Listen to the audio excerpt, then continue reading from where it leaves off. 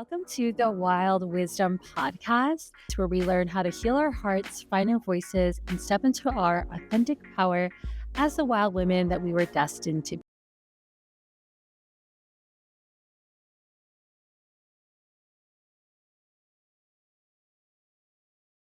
I can't believe that nobody is talking about how White Lotus Season 3 very clearly is about highlighting the shadows of the divine feminine, aka the distorted feminine. And you see this with all but two of the female characters in the show. If you are like me and you're obsessed with White Lotus, you might remember in the last season, I really feel like last season was all about showing the shadow sides of the distorted masculine. And we saw this with the grandfather, father, son trio and how they all ended up connecting with Lucia in some way. And we also saw this with the dinner conversations that they had. So if you're interested in a podcast episode or a TikTok about the shadow side of the masculine from episode 2, let me know. But we're going to focus on the shadow sides of the feminine in episode 3, starting with Mook, Chelsea, and Jacqueline. So first off, we have Mook. I love Mook's character. I really do think that it shows us a lot about the distorted feminine, but also how you can be any type of divine feminine being or just in your distortions and still be extremely intelligent. And I really, truly feel that Mook is a lot more intelligent than she lets on. But it's really interesting because you see throughout the show so far, she is always like seducing Guy Talk. And she tends to seduce him away from his job. Now, obviously, he's in a disordered masculine because it's his fault, ultimately, that he's choosing to feed into this distortion and to life himself be seduced out of his security job as being like the only security officer, it seems like, when there's clearly robberies and all these things going on. But it's interesting to see how she kind of uses her feminine beauty, which is clearly very beautiful, to seduce Guy Talk. And it's interesting to see her, she kind of code switched around those scary looking men in the first couple episodes that she saw. But she puts on a different persona with Guy Talk. And so it leads me to wonder, is she trying to seduce him away from his job on purpose? Maybe she's a part of the robbery, things like that. The last episode, this felt really clear because she literally asked him to come watch her dance and leave his guard post, which I just thought was really weird because if she really had his best interest at heart, and if she really was in love with him, and if she really did have the same feelings for him that he has for her, first of all, she would have said that when he opened up how much he felt about her. And secondly, wouldn't she want him to like do his job well and not get fired? Like, it's interesting that she knows that he's in trouble and she knows that he could get fired, but she is using her beauty as a way to distract him from his job. And so I feel like that is one aspect of the distorted, the distorted feminine, which is like seduction to harm another person. You can't control if you're naturally gorgeous. You can't control, that you have an attractive or magnetic aura, but you can control the way that you use it. And I do really feel like this obsession with being seductive, it comes from a distorted feminine need for control, need for power. I can't. The divine feminine, let me just rephrase this, is naturally seductive, but the distorted feminine uses seduction as a way to create chaos and to kind of get her way. And it's a little manipulative. And as y'all know, I'm not a really big fan of manipulating situations, people, experiences, because the universe is always going to give you, God's always going to give you what is meant for you. And so if you have to like be Googling how to seduce people and things like that, then that's probably not the right person for you. Yeah.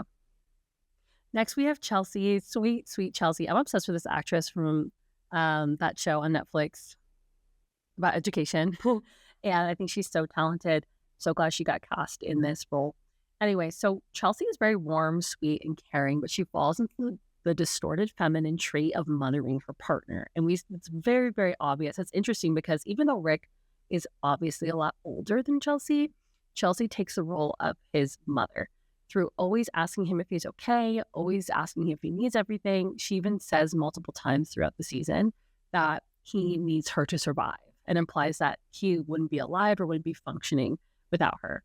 Now, that might actually be true. I'm not saying that that's not true, but there's a part of her when you're codependent, okay, or when you're in this mothering energy, there's a part of you as the distorted feminine who likes being needed, who likes being essential. And sometimes when feminine beings take on this role, what happens is like they're scared maybe of losing their partner, or it can also be like a form of manipulation.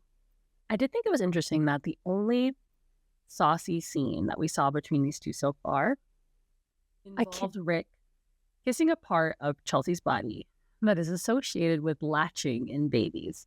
That to me was so eye-opening to the dynamic that they have of her being his mother. That and this scene where she should be out with her friends, partying, having a good time. By the way, partying and having a good time doesn't mean cheating on your partner. Like, she could be having a good time and partying and still maintain boundaries and not cheat on him. But instead, she's spending her time calling him, obsessing over him, and he clearly isn't answering the phone. I can't.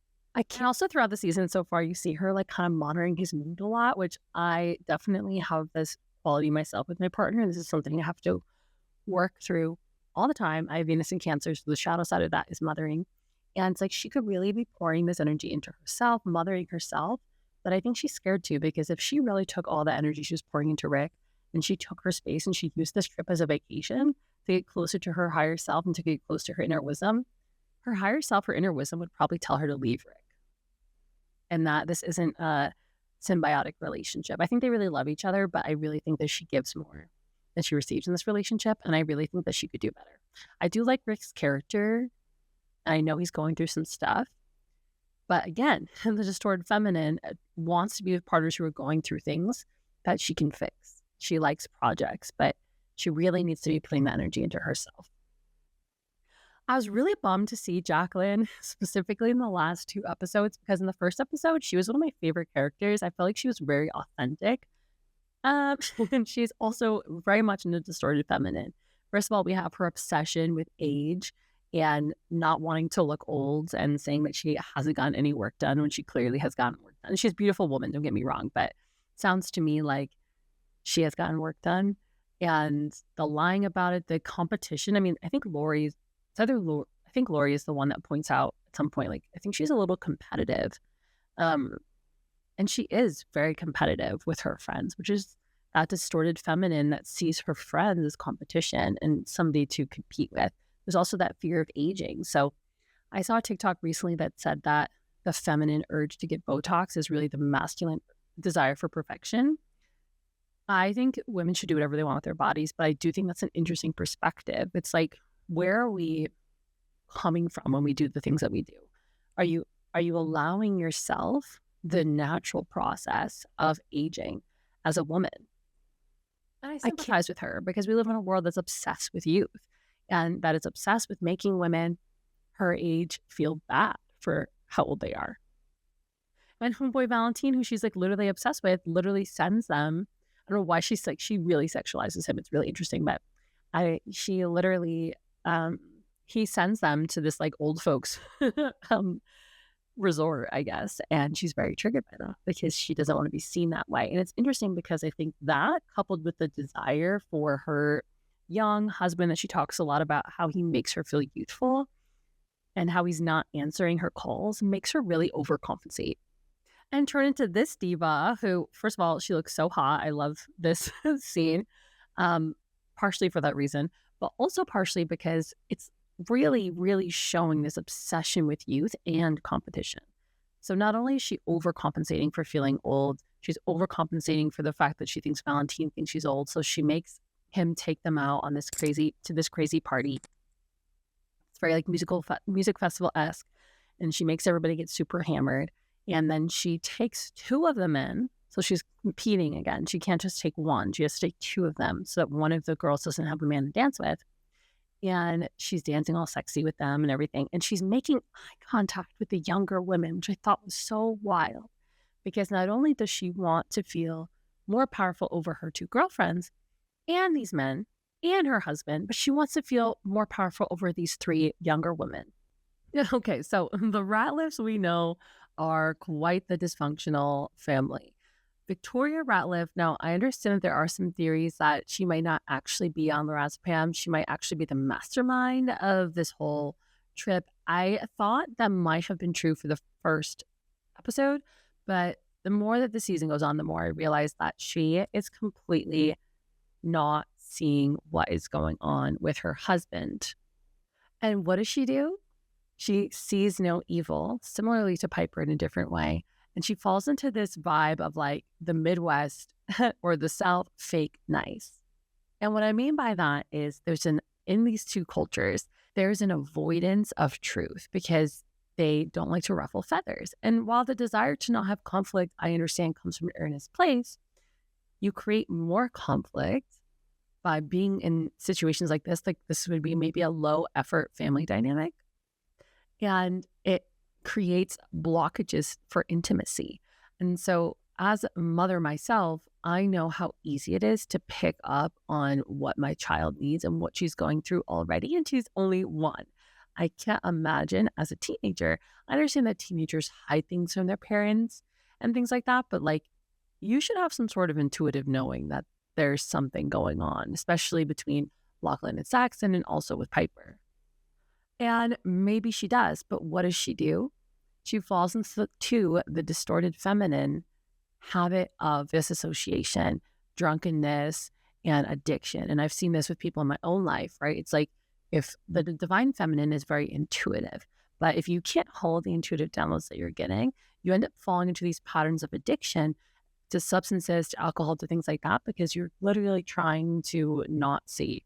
And she has to be connected to her husband. I mean, they've been married for a while and they have these children and they do seem like somewhat close. They don't seem like one of those wealthy families where they sleep in separate bedrooms and things like that.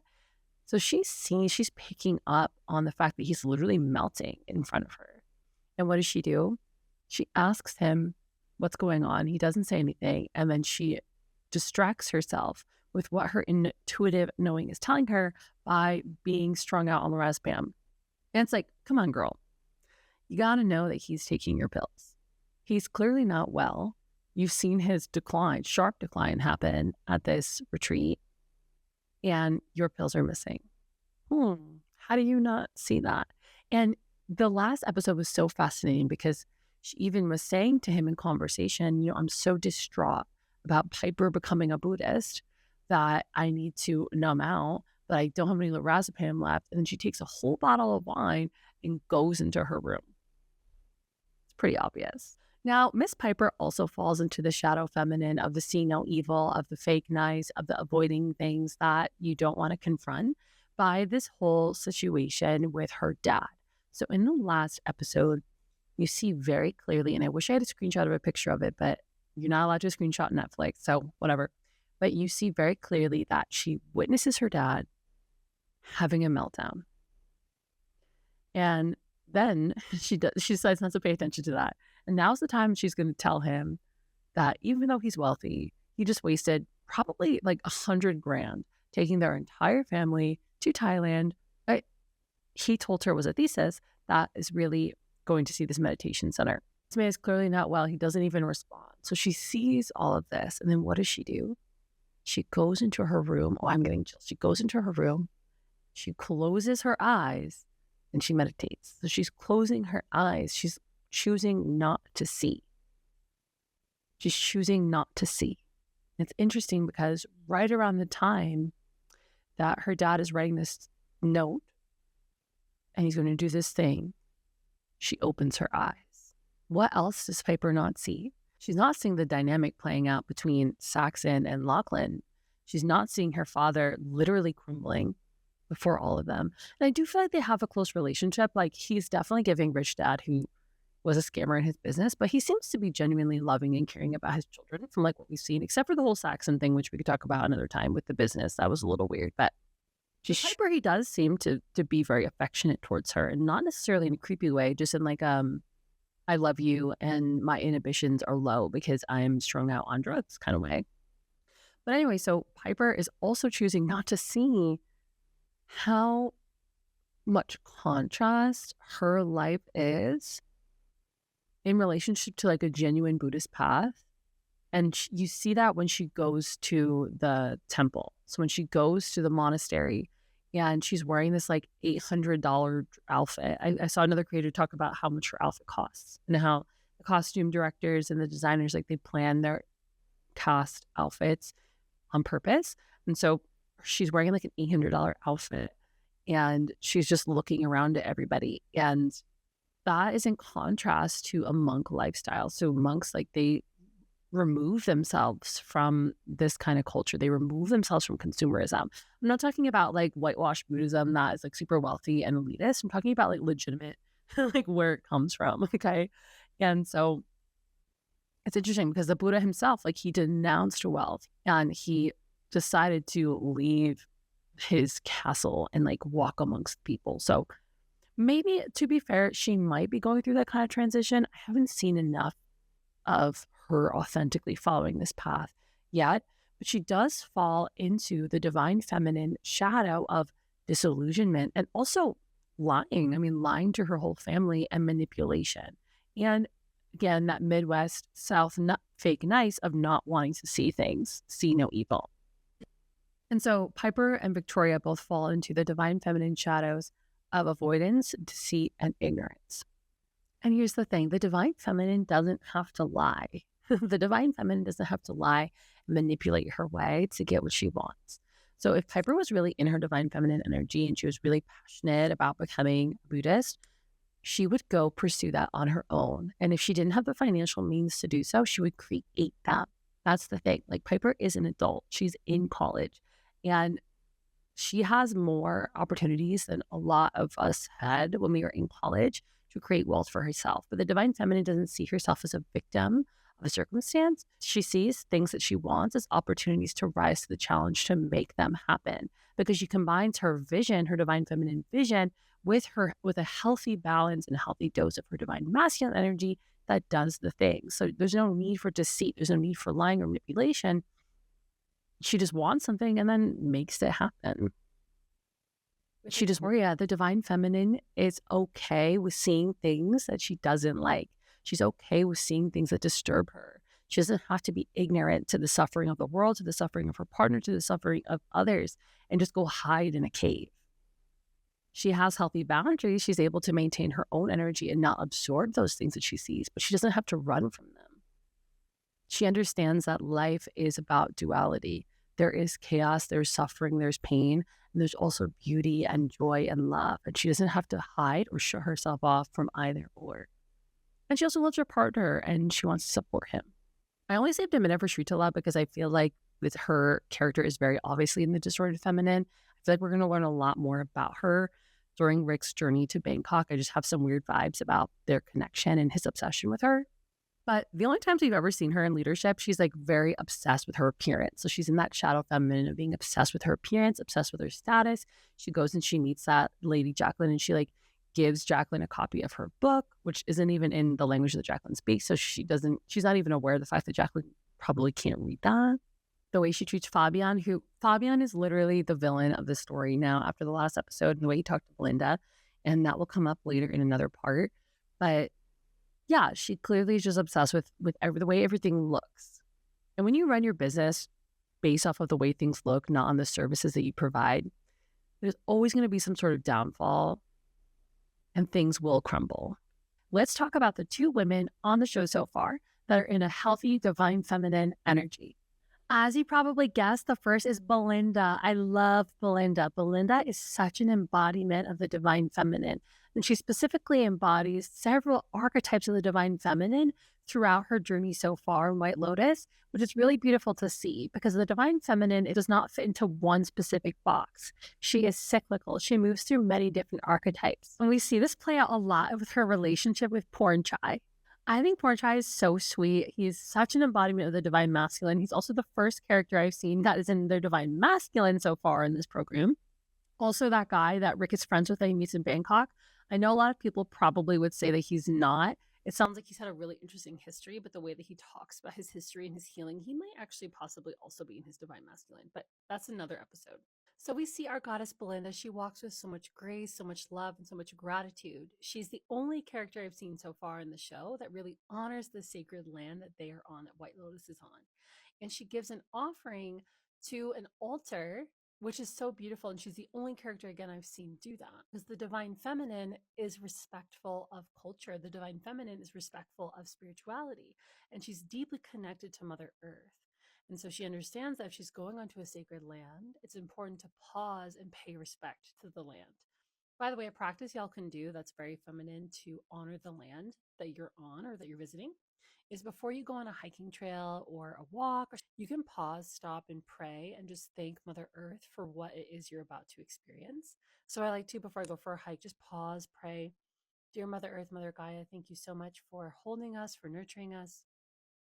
I ask that you allow me to move through this trail, move on this hike, causing as little harm as possible, and present me with opportunities to give back to this sacred land. Then I'll usually like hug a tree or I'll kiss my hand and touch the earth. And that's just a beautiful way that you can honor the land that you're on directly. We also see her, I love this scene, being so beautiful and so vulnerable with Porn Chai. And so I really feel like when she was talking to him about how nervous she was about the whole Greg Gary situation. He, first of all, he was able to receive her because he, unlike Fabian was in his divine masculine, where Fabian is very much in a toxic masculine and even a toxic feminine, and we'll talk about that later. But Bornchai is able to receive her fully, and when she's vulnerable with him and she's in her queen, and she's like, maybe a little bit of her crone too, because the crone has an oracle, which is very wise. And she's trusting her intuition. And she's saying, you know, I'm scared. I found out this information and I'm scared. Will you stay with me tonight? It activates his inner protector because he's in his divine masculine. And he's like, yeah. You know, the divine masculine wants to protect, wants to lead, wants to support. And that can be activated in them from the feminine energy being vulnerable. And I thought that was so beautiful. And then she switches up. She does a little code switch when he says yes into her maiden. And it was so sweet to see that she was kind of giggling about which bed poor child was going to sleep in. So she's like letting herself, like, yeah, she's in her queen energy, right? She's like, you know what? I'm saucy and I'm worthy of this man. And she was also in her queen when she set that boundary that he couldn't come into her villa like late at night on their first date that she didn't know was a date. And so, anyway, she switches into her maiden once he says yes, and she gets nervous, and that's okay. It's a reminder that like we have many aspects of the feminine, and they're not all going to be super confident all the time. And it's so sweet because she also lets him see that maiden, which draws him even closer to her.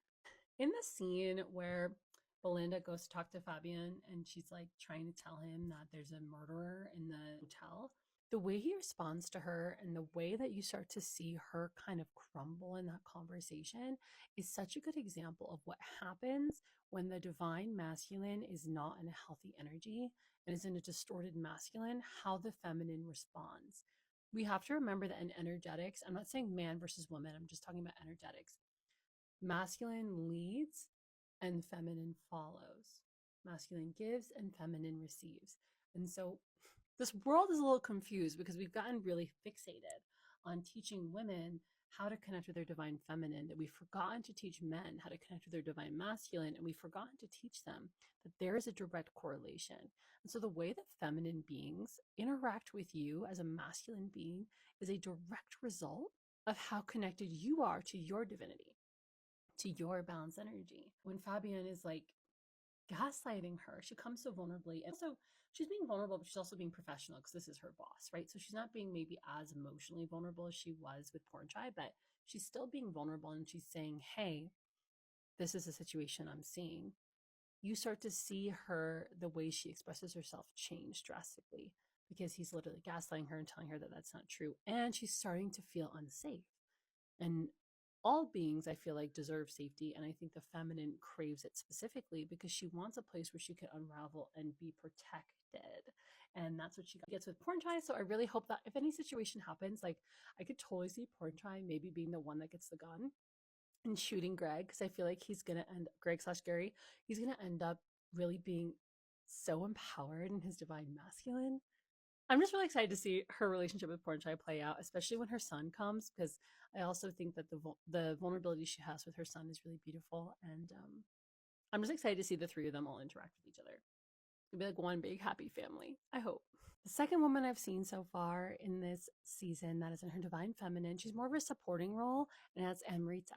Amrita is so wise, so sweet, and so kind. And she has a certain depth to her that makes her feel like somebody's safe to talk to, and she's very open and receptive.